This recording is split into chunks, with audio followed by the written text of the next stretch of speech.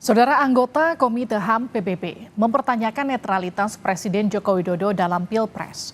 Bagaimana Indonesia harus menjawab kritikan ini? Kita akan bahas bersama tim pemenangan TKN Prabowo Gibran, Viva Yoga Mauladi, ada juga pakar hukum internasional Hikmahanto Juwana dan Direktur Eksekutif Amnesty International Indonesia Usman Hamid. Saya ke Prof. Hikmanto dulu yang sudah bergabung. Prof, apa kabar Prof? Ya, baik, alhamdulillah sehat. Prof, bagaimana melihat dan juga merespon soal Indonesia yang dipertanyakan di forum internasional? Bagaimana netralitas seorang presiden di sana menghadapi pemilu? Ya, pertama ya perlu saya sampaikan bahwa memang di dalam Dewan HAM PBB ini ada forum yang namanya Constructive Dialogue. Ide dari Constructive Dialogue ini adalah ada komite yang independen dari berbagai negara, dia akan menyampaikan pandangan-pandangan mereka untuk kemudian dilakukanlah perbaikan-perbaikan ke depannya. Jadi ini bukan semacam apa ya, kayak nantinya akan ada sanksi dan lain sebagainya. Jadi dialog yang konstruktif. Nah, para anggota komite yang independen ini tentu mendapatkan informasi ini tidak berdasarkan misalnya galian dia sendiri atau dia mendapatkan informasi sendiri, tetapi mungkin saja dia bisa mendapatkan informasi dari berbagai pihak, dari Indonesia, dari NGO dan lain sebagainya, yang kemudian disampaikan kepada pemerintah Indonesia, yang pemerintah Indonesia sudah menyetujui untuk adanya constructive dialogue ini. Artinya kita nih bersedia untuk ditelanjangi, silahkan. Nah, dalam konteks pertanyaan yang berkaitan dengan Pilpres kemarin, masalahnya kenapa tidak dijawab, gitu kan? Sebenarnya kan bisa saja dijawab, karena pertanyaannya itu adalah berkaitan dengan proses pemilihan presiden, di mana yang ditanyakan itu adalah putra presiden yang jadi eligible untuk mengikuti Pilpres ini.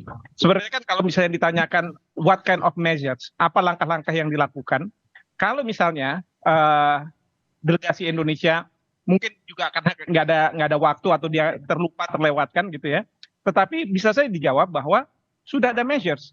Misalnya kita tahu ada di MK, ada MK yang melakukan proses terhadap, dia mengatakan high officials termasuk presiden. Jadi nggak harus semata-mata presiden, tapi high officials. Lalu juga kan sudah ada proses di MK, lalu juga di DKPP juga sudah ada proses. Sebenarnya kalau misalnya dijawab, menurut saya ya tidak ada masalah begitu ya. Tetapi masalah muncul karena tidak dijawab oleh delegasi kita, apapun alasannya. Saya tidak tahu apakah karena alasan terlewat, karena waktu yang disediakan memang sangat terbatas, kalau saya tidak salah 50 atau 60 menit katakanlah begitu, sehingga tidak sempat menjawab atau ada alasan lain. Saya tidak tahu, tetapi seperti itu. Demikian. Baik, saya ke Pak Viva. Pak Viva, bagaimana melihat TKN setelah kemudian kemarin mendapatkan kritikan soal netralitas Pak Jokowi di forum internasional? Ya, silakan saja dari PBB melakukan pertanyaan atau dianggap sebagai kritikan. Buat kami sih tidak ada masalah, karena mungkin saja yang bertanya itu belum mengetahui tentang undang-undang di internal Indonesia soal Undang-Undang Nomor 7 Tahun 2017 tentang pemilu, atau punya persepsi, penafsiran, dan berita-berita yang tidak berimbang, sehingga ada pertanyaan-pertanyaan seperti itu. Tetapi namanya juga di PBB, semuanya bebas untuk bertanya dan berpendapat, dan apapun itu ya saya rasa tidak akan ada pengaruhnya terhadap proses legitimasi pemilu atau legitimasi politik. Toh beberapa kepala negara juga sudah menelpon ke Pak Prabowo untuk sementara ini mengucapkan selamat berdasarkan hasil Quick-Count terpilih gitu. Jadi hal yang terjadi di PBB itu sama sekali tidak ada kaitannya dengan nilai legitimasi pemilu, tidak ada kaitannya itu.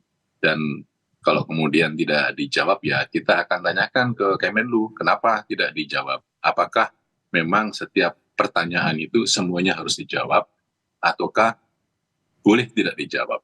Nah, hal-hal protokol yang seperti itu juga perlu dipertanyakan. Tetapi bagi kami, TKN Prabowo Gibran, ketika ada pertanyaan atau ada kritikan, ya biasa saja buat kami dan itu tidak akan berpengaruh secara signifikan terhadap legitimasi politik yang telah ada.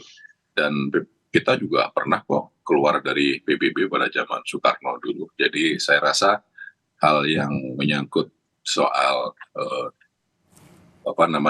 dari PBB itu tidak usah dibesar-besarkan, toh itu menjadi bagian dari proses diplomasi Indonesia. Kalau kemudian ada hal yang kurang sempurna, ya kita sempurnakan, karena kita mengetahui proses diplomasi internasional itu adalah merupakan tugas dan kewenangan dari Kemenlu, dan hal-hal yang menyangkut tentang PBB semuanya juga kita sudah punya di sana, kita sudah punya perwakilan di sana, dan hal-hal yang menyangkut soal strategi diplomasi, kemudian substansi diplomasi juga semuanya sudah menjadi bagian dari perjuangan politik dari Kemenlu, dan itu tentu mengarah kepada state of nation, nation state, dan itu menjadi bagian dari kepentingan nasional. Tapi gini Pak Viva, ketika katakanlah betul akan dilantik begitu nanti, dan bagaimana pemerintah menjawab kritikan ini nanti ketika ada kritikan kembali muncul di forum-forum internasional yang ke depan?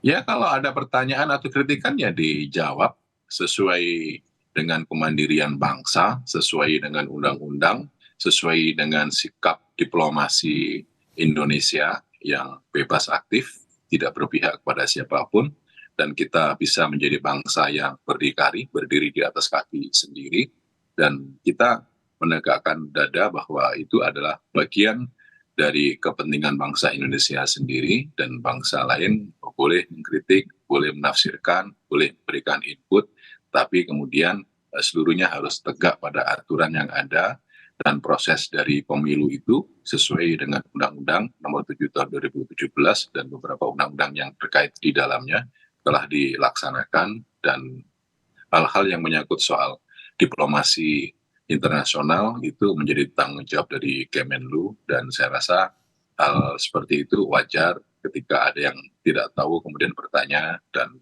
ya semuanya menjadi bagian dari proses diplomasi yang harus kita sempurnakan lagi. Kalau Bang Usman, Anda sendiri melihatnya seperti apa, Bang? Ya, sebenarnya itu harus diperhatikan oleh pemerintah Indonesia. Kenapa? Karena legitimasi internasional juga sangat penting. Saya kira selama masa reformasi 25 tahun lebih, meskipun tidak sempurna, seluruh pemilu-pemilu yang berlangsung di Indonesia dipandang oleh masyarakat dunia sebagai pemilu yang berlangsung secara bebas, jujur, dan adil. Pertanyaan yang disampaikan oleh Komite HAM sebenarnya pertanyaan yang berkaitan dengan pelaksanaan pemilu sebagai perwujudan dari hak-hak sipil dan politik yang ada di dalam kovenan yang dikomitmenkan oleh pemerintah Indonesia. Jadi kalau kita berkomitmen meratifikasi, meskipun kita masih mereservasi, saya kira pemerintah Indonesia perlu mengambil semacam pertimbangan yang serius atas pertanyaan yang kritis itu. Jadi saya kira sangat disayangkan akhirnya dalam pemilu kali ini pemerintah Indonesia mendapat sorotan yang kritis dari masyarakat internasional. Sebenarnya bukan yang pertama kali perhatian dunia tertuju pada Indonesia. Dalam pemilihan 2019 mungkin itu pemilihan umum, khususnya pemilihan presiden pertama yang mendapatkan kritik dari banyak kalangan. Ketika itu ada electoral violence, ada kekerasan elektoral, kekerasan pemilu, terutama yang terjadi di depan Bawaslu, di mana aparat keamanan menggunakan kekuatan yang berlebihan, yang eksesif, di dalam menangani demonstrasi-demonstrasi di depan kantor Bawaslu. Nah, kali ini dalam pemilu 2024, tampaknya Komite HAM lebih menempatkan perhatiannya pada kerangka pemilu secara komprehensif. Misalnya pertama, apakah setiap tindakan, prosedur, dan keputusan pemerintah Indonesia terkait dengan proses pemilu sesuai dengan kerangka hukum. Yang kedua, apakah pemilu melindungi dan memulihkan hak-hak pilih keseluruhan warga di Indonesia.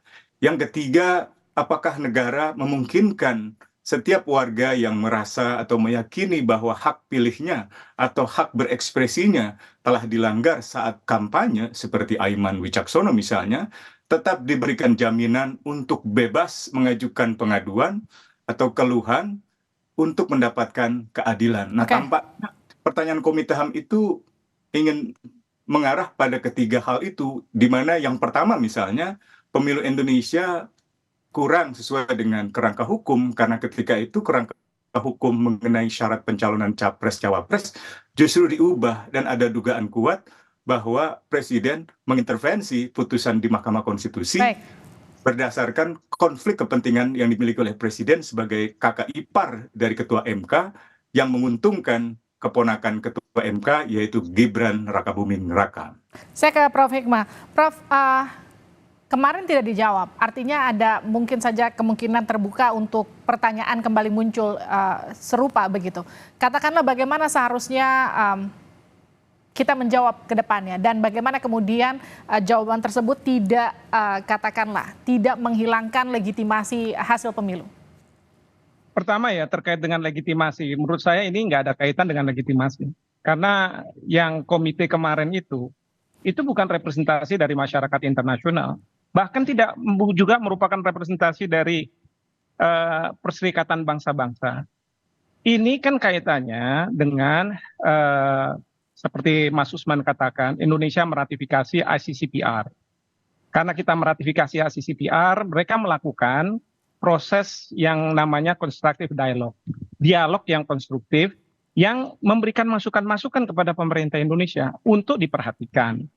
Nah, mereka tentu berangkat dari ketidaktahuan. Kalau pertanyaan itu muncul, seperti saya tadi katakan, itu muncul bukan karena penyelidikan dari yang bersangkutan yang bertanya itu, tetapi mungkin dapat masukan dari NGO atau mungkin dari Mas Usman, dari siapapun, dia bisa mendapatkan informasi itu.